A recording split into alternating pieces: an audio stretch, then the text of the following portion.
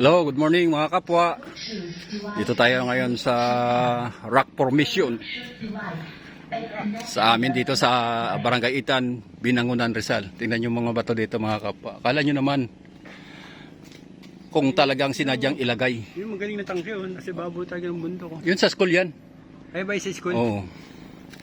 Yan mga kapwa, makikita nyo dito kung gaano kaganda ang lugar namin dito. May mga ilaw na sa gabi, maganda dito pag gabi. Oh, pwede ba pa-picture dito?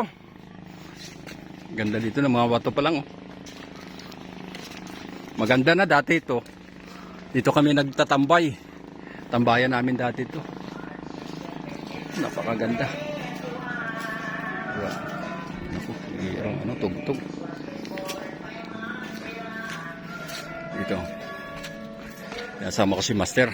Bababa kami dito. Yun, no?